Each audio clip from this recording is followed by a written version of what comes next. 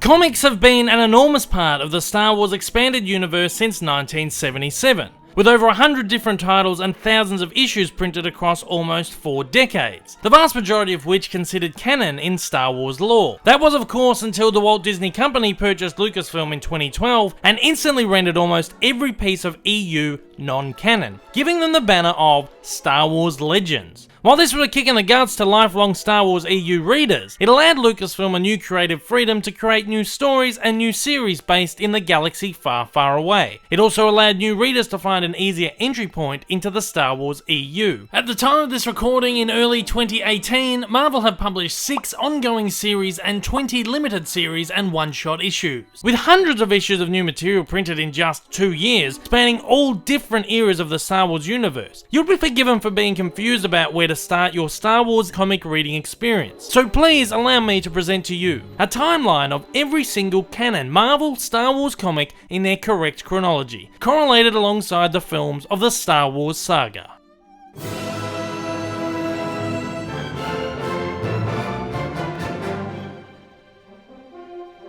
As this is the second volume of this timeline, we'll be retreading a lot of old ground here. So for those who've already watched volume 1, I'll only briefly be skimming over the older issues while highlighting the newer additions to the timeline. For those who want more in-depth information on the older issues, head over to the volume 1 video linked in the top corner and at the end of the video.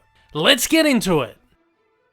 Our timeline still begins with Yoda's Secret War, the 5th volume of the Star Wars ongoing series, which comprises of issues 26 to 30. This story runs in tandem with the events of the main Star Wars series at its proper point issue-wise, so you should probably read this really where it takes place within the series. While this story does take place first chronologically so far, it might not be the best place to start for newcomers. Up next is the 5-part Darth Maul limited series. I really enjoyed this one, though I do admit that some parts of it could be improved, although I do hope for more Maul comics in the future. At this point, Star Wars Episode 1 The Phantom Menace fits into the timeline. If you wish to experience the movie in comic form, Marvel have republished Dark Horse's 4-issue adaptation in hardcover. So far, there has been no sign of a trade paperback release. Set 3 years after Episode 1 is the surprisingly quite good 5-issue limited series Obi-Wan and Anakin, focusing on the pair's early Jedi adventures. I do highly recommend this one. Moving forward another 7 years, Star Wars Episode 2 Attack of the Clones fits into the timeline here. As you can see, not a great deal of comics have focused on this period of the Star Wars universe, but I'd expect these time gaps to close up over the years. If you wish to experience the movie in comic form, Marvel have republished Dark Horse's 4-issue adaptation in hardcover. So far, there has been no sign of a trade paperback release. Taking place immediately after the events of Episode 2 is the 5-issue limited series Mace Windu Jedi of the Republic. Since producing my last video, I've had the chance to read this series. I'm kinda divided on this one. Windu is a favourite character of mine, but I felt that this series just didn't live up to my expectations. This point in the Star Wars timeline isn't a personal favourite of mine anyway, so maybe I'm just not the right audience for this one. Occurring pretty much concurrently is the Star Wars The Clone Wars theatrical film and 6-season TV series. Following closely behind is the 4-issue limited series Darth Maul, Son of Dathomir. This run was originally written as episodes of the Clone Wars series, but were never produced due to the cancellation of the series. This arc was originally published by Dark Horse as part of the original expanded universe, but as it is so closely tied to the Clone Wars series, it remains the sole example of original EU comic material remaining canon in the new timeline. Haven't read this series yet, as I'm still working my way through Clone Wars. I'll get there one day, guys. Occurring about a year after is the second arc of the Canon ongoing series, First Blood. This comprises of issues 7 to 11. This arc follows Kanan's first adventures in the Clone Wars and acts as a prequel to the first arc, which is placed a little further down the timeline. Occurring very soon after, Star Wars Episode 3 Revenge of the Sith fits into the timeline. If you wish to experience the movie in comic form, Marvel have republished Dark Horse's 4-issue adaptation in hardcover. So far, there has been no sign of a trade paperback release. Up next is the first arc of the Kanan series, The Last Padawan. This one comprises of issues 1 to 5, and the arc follows Kanan's last adventures in the Clone Wars. Following immediately after Star Wars Episode 3 is Darth Vader, Dark Lord of the Sith, Volume 1, The Chosen One. Published in a trade paperback collection as Imperial Machine, I'm not sure why they changed the name. This is a brilliant series and one of the best, which focuses on Anakin Skywalker's transition into and the the rise of Darth Vader and his hunt for the last remaining Jedi in an attempt to further eradicate them from the galaxy. I highly recommend this series as a whole, especially if you want to see the brilliant way Marvel manages to create a melding of the prequel and original trilogies. There are some amazing emotional character moments in here that are compulsory reading for fans of the Dark Lord. This is where things start to change up a little bit. In my previous volume, I noted that Dark Lord of the Sith Volume 2, The Dying Light, spans issues 7 to 12 of the series. However, it was since announced that Volume 2 actually spans issues 7 to 10, with issues 11 and 12 forming their very own mini-arc, The Rule of 5. This is the shortest arc in the timeline so far, comprising of only 2 issues. I'm yet to read either of these 2 arcs, but I highly await them. They're soon to be collected in Dark Lord of the Sith Trade Paperback Volume 2, Legacy's End, which is due out late April 2018. Volume 4 of Dark Lord of the Sith, Burning Seas, is new to the timeline as it's only just begun publication, with issue 13 only having just been released. This arc should span issues 13 to 18 and will eventually be collected in trade paperback form as Volume 3. This is a currently ongoing series, so expect more issues and stories to fill this gap as we move forward into the future. Another new addition to the timeline is the 6-part limited series Thrawn, adapted from legendary Star Wars EU author Timothy Zahn's 2017 novel of the same name. This series is noteworthy for introducing Grand Admiral Thrawn into the new comic canon. Thrawn was a fan favourite character of the old Star Wars EU, first appearing in Zahn's fan favourite Thrawn trilogy novels of the 1990s, and was officially reintroduced into the canon in the Rebels TV series. This comic series chronicles Thrawn's rise through the ranks of the Galactic Empire prior to the events of Rebels. I'm yet to read this series as it has not yet concluded publication, but we can expect this to be published as a trade paperback collection after the conclusion of the series in mid-2018. Following Thrawn are a series of Obi-Wan Kenobi one-shots, or is that one-shots? I'm sorry about that. These 3 one-shots, are issues 7, 15, and 20 of the main Star Wars series, and are collected across trade paperback volumes 1, 3, and 4 respectively. These stories chronicle some of Obi-Wan's early adventures on Tatooine, looking over Luke Skywalker, and are presented as if they are taken from entries in the journals of old Ben Kenobi. Following this are 2 final Canon comics, issues 6 and 12, and are collected across both trade paperback volumes respectively. These are epilogue comics, which aim to tie up loose threads of the 2 Canon arcs and lead directly into Star Wars Rebels, which comes next on the timeline. Star Wars Rebels ran for 4 seasons and only just concluded its run recently. Another new addition to the timeline is the 5-part limited series Lando Double or Nothing. This series chronicles Lando Calrissian's early adventures on board his ship, the Millennium Falcon, leading up to his first run-in with Han Solo and Chewbacca. I'm really looking forward to this series, as the original Lando limited series is one of my favourites, if not my favourite. Lando Double or Nothing begins publication in May 2018, coinciding with the release of Solo: A Star Wars Story, and functions as a comic tie-in. And of course, following this on the timeline is Solo: A Star Wars Story. This Star Wars spin-off movie is due in cinemas between the 23rd and 25th of May 2018, depending on where you live in the world. I'm cautiously optimistic about this movie. I'm hoping it'll blow me away, but I'm not incredibly excited for it. This is actually a story which may even end up functioning better as a comic story. That said, no comic adaptation has been announced for this as of yet, but I'm sure we can expect one down the line. As we're not sure exactly how soon before A New Hope the Solo movie takes place, I'm not sure how soon or far after the movie Rogue One takes place. From what we can tell, it's probably only a matter of a couple of years. Before Rogue One is this one-shot tie-in comic Cassian and K2SO, which functions as a prelude to Rogue One, telling the story of an early Cassian and K2 adventure. This one is collected in trade paperback form with the Rogue One comic adaptation.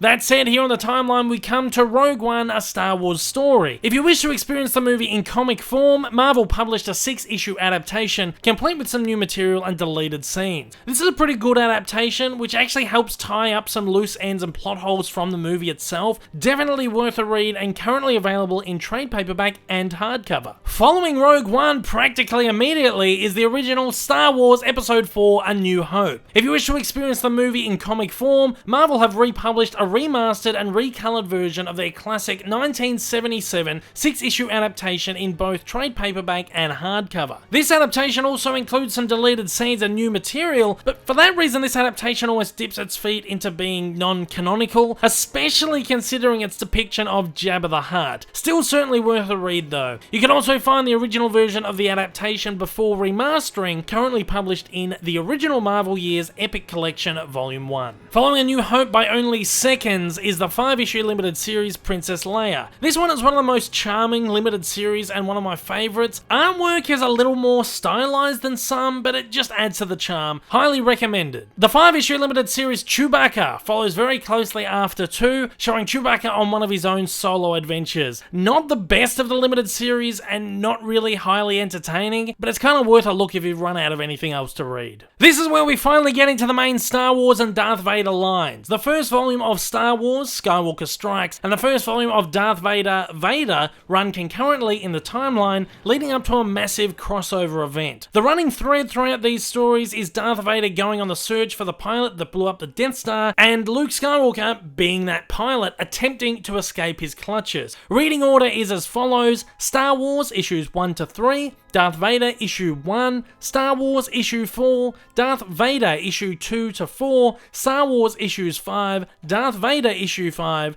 Star Wars issue 6, and Darth Vader issue 6. This can also be followed up by the epilogue to the Star Wars issue 7 Obi-Wan one-shot, Sorry Not Sorry, which takes place here in the timeline. Star Wars Volume 2 Showdown on Smuggler's Moon follows in its entirety. This is issues 8 to 12. Darth Vader Volume 2 Shadows and Secrets then follows in its entirety. This is issues 7 to 12. The one-shot issue Star Wars Annual 1 fits here in the timeline. This issue is collected in the Star Wars Volume 3 trade paperback. Following this is the first major crossover event of the new canon, featuring issues from both Star Wars and Darth Vader. Reading order is as follows: Vader Down one-shot, Darth Vader issue 13, Star Wars issue 13, Darth Vader issue 14, Star Wars issue 14, and Darth Vader issue 15. A short 4-issue Star Wars arc, Volume 3 Rebel Jail follows. This comprises of issues 16 to 19. Then up next is the Darth Vader Annual 1 one-shot issue. This issue is collected in the Darth Vader Volume 3 trade paperback and functions as a setup and tie-in to that volume, which is of course Volume 3 The Shu-Torren War. This is a 4-issue arc which runs between issues 16 to 19. This then makes way for the final arc in the original Darth Vader series, Volume 4 End of Games. This is a 6-issue arc spanning issues 20 to 25 and is one of the greatest arcs published so far. Again, another incredible character examination of Darth Vader, offering some fantastic moments crucial to the Star Wars saga, as well as a continued effort to blend the lines between the prequels and the original trilogy. After the conclusion of the Vader series, we get back into the ongoing Star Wars series. First up is Volume 4, Last Flight of the Harbinger. This runs for 5 issues spanning issues 21 to 25. We come back to Star Wars Volume 5, Yoda's Secret War here, with the portions focusing on Luke Skywalker at this point in the timeline, leading directly out of Volume 4. The second Star Wars Annual one-shot follows this arc, giving us a fairly bland solo adventure for Princess Leia. It's certainly not up to the standards of her own limited series. This issue is collected in the Star Wars Volume 5 trade paperback. At this point, we're introduced to the Dr. Aphra ongoing series, a spin-off of the Darth Vader series, featuring series regular Shelley Lonna Aphra, the first major original character to come out of the new Star Wars canon comics. These comics are probably best described as adventures of a female Indiana Jones. They're fun, exciting, and filled with some of the best action-adventure moments in the comic canon so far. Volume 1 takes place here in its entirety, spanning issues 1 to 6. The second major comic crossover event comes next. This is the Screaming Citadel, featuring issues from Star Wars and Dr. Aphra. Reading order is as follows: Screaming Citadel one-shot, Star Wars issue 31, Dr. Aphra issue 7, Star Wars issue 31, and Dr. Aphra issue 8. Since the previous video, I've finally had a chance to read this arc. It's fairly entertaining, but was a little lackluster for me. The difference in artwork styles between both series kind of put me off a little bit. It chops and changes between issues, and story, well, it didn't really seem as exciting as it could have been, especially for the first crossover between these two fantastic series. Regardless, it's definitely worth a read. There's some great great moments in here, but again, there's just nothing hugely memorable about it. The one-shot Dr. Aphra Annual 1 follows closely. This issue is collected in the Dr. Aphra Volume 2 trade paperback and functions as a setup and tie-in to that volume, which is of course Dr. Aphra Volume 2, The Enormous Prophet. This is a 5-issue arc and spans issues 9 to 13. Up next are 5 issues of the Star Wars ongoing series, which are all one-shot issues focusing on individual adventures of the various characters. Issue 33 is a Luke and Leia adventure, issue 34 is a Lando and Sana adventure, issue 35 is a Han and Chewie adventure, issue 36 is an R2-D2 and C-3PO adventure, and issue 37 focuses on the Empire's Stormtrooper Scar Squadron. These issues were written as a way to send off series regular writer Jason Aaron as they make up his final issues. In the same vein as those one-shot adventures comes Star Wars Annual 3. Initially I'd place this between issues 35 and 36 on the timeline, but having read all these issues now, it makes sense to include this at the end of the one-shots, as the one-shots all have this one continuing thread that ties the stories together. I had also originally placed all 5 one-shots and the annual prior to Aphra Volume 2, but again, having now read all of these issues, this seems like the most appropriate placing. We'll follow these up with one more one-shot, the Last Jedi tie-in comic, The Storms of Crate. This one focuses on Luke and Leia exploring the planet of Crate as a possible new location for a rebel base. Of course, that base ends up being Hoth in Empire Strikes Back. That said, this issue really could be placed anywhere between here and the beginning of Empire, as there's not really an enormous indicator of exactly where it fits. In fact, in my original video, I placed this a little farther down the timeline. However, considering Star Wars issue 33 and Annual 3 focus on our heroes scouting various planets for a potential base, it makes most sense to stick this one alongside them. This is a pretty fun little comic which has very little to do with The Last Jedi, other than taking the opportunity to blend the lines between the original and sequel trilogy, which I think it does pretty well. The next Dr. Aphra arc, Volume 3 Remastered, comes into play right here with 6 issues. This one spans issues 14 to 19 of the series. This arc is currently still in publication at the time of this video. Star Wars Volume 7 The Ashes of Jeddah fits right here, containing another 6-issue arc. I've had a chance to read this arc since my last video, and it is a whole lot of fun, and perhaps one of the best runs yet. Our rebel heroes journey to Jeddah, the planet that was decimated by the Death Star in Rogue One, to do a bit of a cleanup job before the Empire gets a chance. Again, this is Marvel doing what it does best, combining elements from the new and the old factions of the universe, building a really concise timeline. The next arc in the Dr. Aphra series, Volume 4 Broken Inside, will take place here. It will most likely span 5 or 6 issues, between issues 20 to 23 or 24. This arc will begin publication in late May 2018. This is a currently ongoing series, so expect more issues and stories to fill this gap as we move forward into the future. Star Wars Volume 8 Mutiny at Mon Cala is the current arc of the Star Wars series, spanning 6 issues between issue 44 and 49. This series will conclude in June 2018. This is a currently ongoing series, so expect more issues and stories to fill this gap as we move forward into the future. Star Wars Annual 4 will also be published in May 2018 and will most likely take place around the same time chronologically as a conclusion to Star Wars Volume 8. The 5-issue limited series Lando takes place somewhere on the timeline close to the events of Empire Strikes Back. This is without a doubt my favourite limited series so far. It's fun, exhilarating, and has a lot of incredibly smart, funny, and slick moments. This is highly recommended reading. The 5-issue limited series Han Solo occurs around the same time. This one's a bit of fun with some really great humour and adventure as Han takes part in the Hutt Run, somewhat of a spoof of the classic movie Cannonball Run. It's certainly one of the most bizarre and meta series, but absolutely worth the read. That does it for the issues bridging the gap between episodes 4 and 5 at this moment, but as the lines continue to expand, this hole will continually be filled. That said, Star Wars Episode 5 The Empire Strikes Back fits into the timeline right here.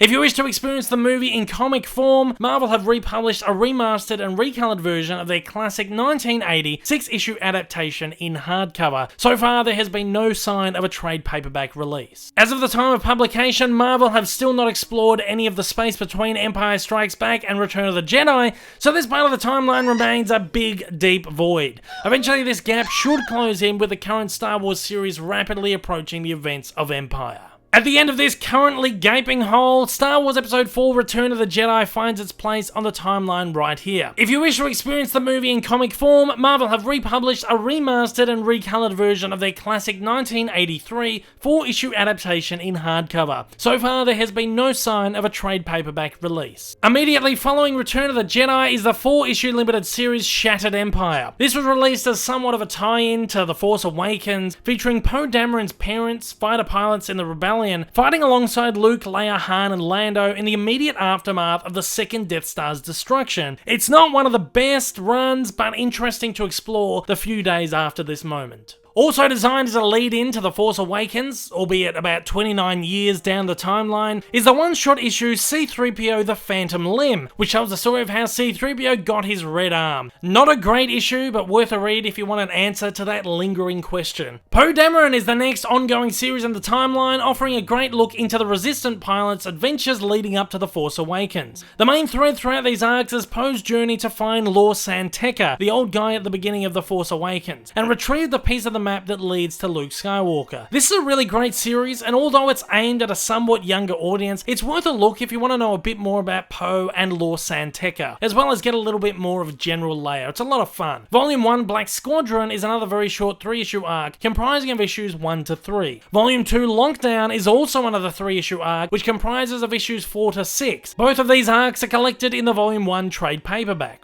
Volume 3, The Gathering Storm, kicks off with issue 7, although it's more of a one-shot issue which doesn't really connect to the main arc. The main arc runs a full 6 issues and comprises of issues 8 to 13. This arc is collected in the Volume 2 trade paperback. Volume 4, Legend Lost, is another 3-issue arc which comprises of issues 14 to 16. And Volume 5, War Stories, also spans only 3 issues, with issues 17 to 19 making up the run. Both Volume 4 and 5's arcs are collected in the Volume 3 trade paperback. The first Poe Dameron annual one-shot takes place here. It's fairly disconnected from the rest of the series, but it's a nice interlude before one of the series' most important arcs. This issue will be collected in the Volume 4 trade paperback. Poe Dameron Volume 6 Legend Found finally sees Poe finding Lor San Tekka prior to the events of The Force Awakens. In my last video I mentioned that I wasn't sure whether this would be the final arc, considering the fact that the closing of the arc collides with The Force Awakens, but Marvel seemed to be in no rush to end this obviously popular ongoing series. This arc will also be collected in the upcoming Volume 4 trade paperback. Coming off the back of the 6th volume of Poe Dameron is Star Wars Episode 7 The Force Awakens. If you wish to experience the movie in comic form, Marvel published a 6-issue adaptation, also complete with new material and deleted scenes. I really love this adaptation, and as with the Rogue One adaptation, it also helps tie together a few loose ends from the movie. It's also currently available in trade paperback and hardcover. Let's go on a very small tangent, where for the first time in this timeline we come up against overlapping narratives. While Marvel have done a great job with continuing or preceding a movie's story, Poe Dameron Volume 7, The Awakening, is their first attempt at running an arc continuous to the narrative in a movie. New to this timeline, The Awakening tells the untold story of Poe's exploits during the events of The Force Awakens, which gives a fresh, new take on the events of the film from the perspective of the Resistance fighters. This series is not yet in publication at the time of posting this timeline, but I can't wait to read it. Following the events of The Force Awakens is a 4-issue limited series Captain Phasma. This was designed as a tie-in to The Last Jedi and tells how Captain Phasma managed to escape the trash compactor of Starkiller Base and follows her on her own solo adventure. Since publishing the first timeline, I've read this arc and have to say, it's probably the weakest limited series Marvel have run so far, next to only Chewbacca. It's kind of disappointing considering this character seems to have so much potential, but is consistently underutilized. Sadly, this series doesn't add much to her legacy and is a fairly sluggish ride. It's worth a read if you like the character, but otherwise I would just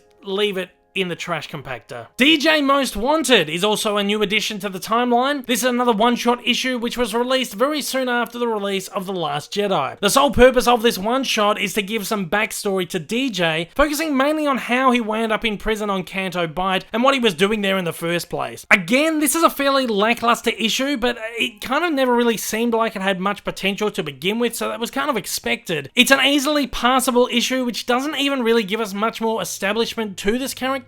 After reading this, he remains as enigmatic as ever. Again, only worth the read if you simply must know what DJ was doing in that jail cell. Otherwise, just just leave it locked up. Next up is Star Wars Episode 8, The Last Jedi. The Last Jedi is now available on home media for your viewing pleasures, and Marvel have also announced an upcoming 6-issue adaptation, again featuring new material and deleted scenes. The series will begin publication in May 2018, and will likely be released as a trade paperback later in the year. Following the latest movie in the timeline, we once again return to Poe Dameron Volume 7, The Awakening, as it's been revealed that the bookends of most of the issues from this arc will be scenes of Poe regaling his tales to Rey and Finn immediately following the events of The Last Jedi. So for this reason, I'm placing the bookended sequences right here. And that is it. We are once again at the end of this revised timeline. I will continually update this timeline every few months when I believe there are some worthy additions. But at that, this is the end of this video, so thanks so much for joining me. If you're a first time viewer and you'd like to keep up to date with all of these Star Wars timeline updates, hit subscribe. To all our regular viewers out there, thank you once again for joining me, and to absolutely everybody out there, don't forget to hit that like button down below. There's a great deal in getting my videos out there. I hope I'll see you all again soon, guys. Until then, take care, and may the Force be with you always.